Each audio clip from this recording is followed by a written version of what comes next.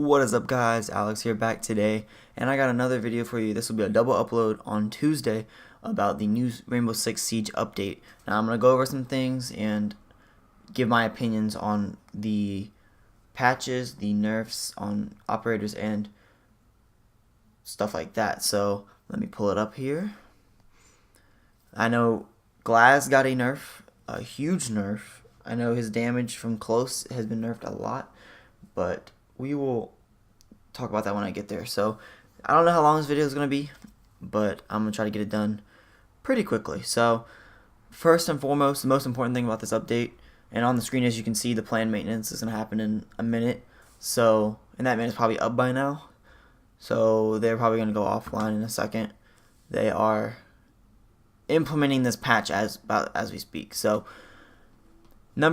first thing about this patch is they're implementing their one-step matchmaking and interactive matchmaking system, whereas instead of searching for your teammates first and then searching for other people, it will now search for 10 people and split them up into 2 teams, basically how Call of Duty does it and a lot of other games do it.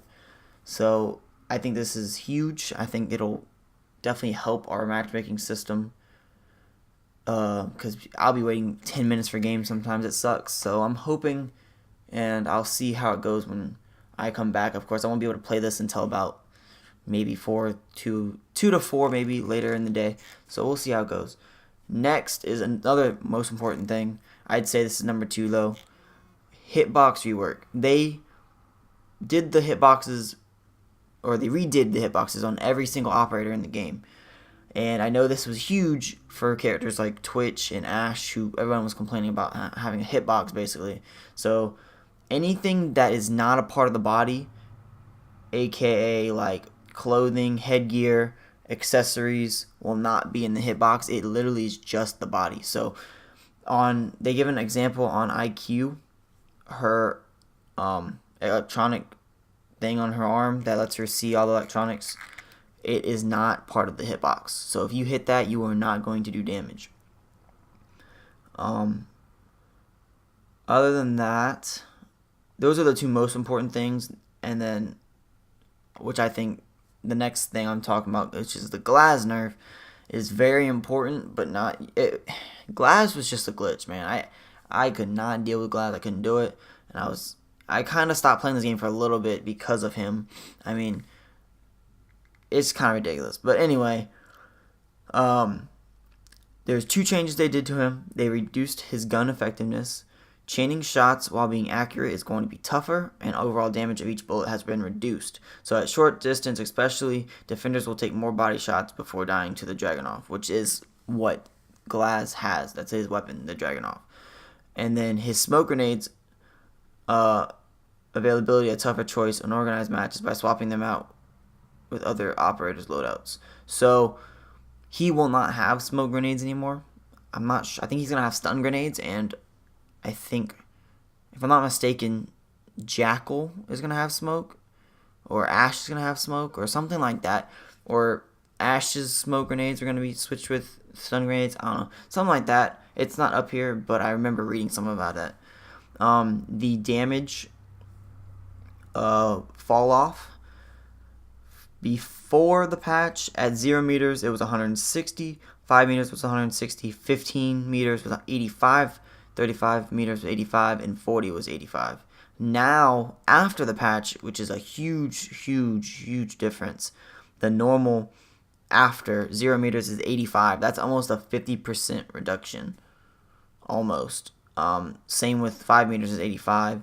And then even at distance, they also took down some damage. So 15 meters is 65, 35 is 65, and 40 is 65. So it's it's a good nerf, but we'll see how it goes. Of course, I don't want him to be nerfed too much where no one uses him, which would suck. But here it is. Ash and Thermite smoke grenades are going to be replaced by stun grenades, and Fuse and Jackal stun grenades replaced by smoke grenades. And as you can see, the maintenance is now in progress, so they're going to be working on it for the next hour to put the patch in. So this is pretty exciting. We've got spawn kills next. This has been a big issue, especially on maps Consulate and Chalet, and what's the other one they were talking about? canal. They're putting in basically just barriers that way that you can't just spawn peek, which it's good and bad. I mean, of course, there's still gonna be spawn peekers, but in a different way. You can't just automatically just see the spawn out the window. I mean, if you walk into a line of sight after already being safe, where they already have a barrier, that's different. But they're putting it so that way you cannot see them as they spawn. So that's a very good thing. And then this is something new. I haven't really read too much about it, but it's post-match and pre-match squad flow. So I'm going to go ahead and just read what it says.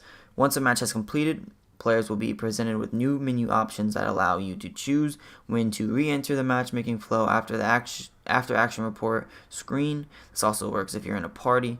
The squad leader can choose when the squad enters matchmaking, re-enters the matchmaking flow from the AAR screen, propose a rematch to the other team, or return to the main menu. From a squad member's perspective, they will have the option to leave the squad and matchmaking loop. So there will be a squad leader officially now, is what I'm reading. I know you could start, anybody could start it. I'm not sure if that's still going to be a thing, and then the keep playing as an option team.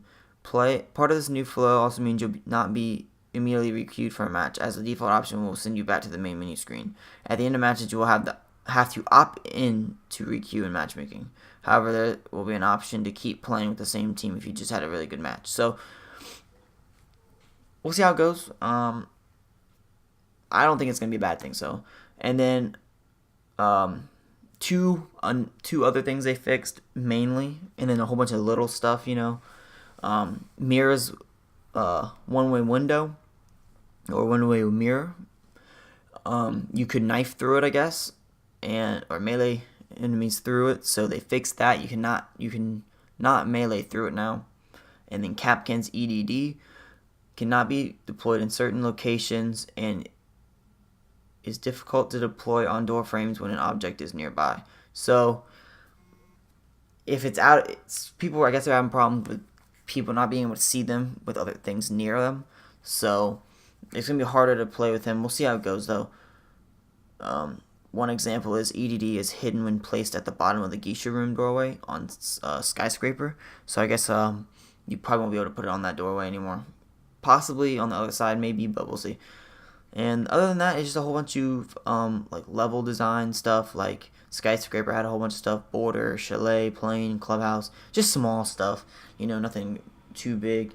Just bugs, obviously. So I hope you guys enjoyed, and I am so ready for the Siege update, and I can't wait to play it. Of course, I'm not gonna be able to play it for ever, because I have to go for now. But I will see you guys next time. I am out. Peace.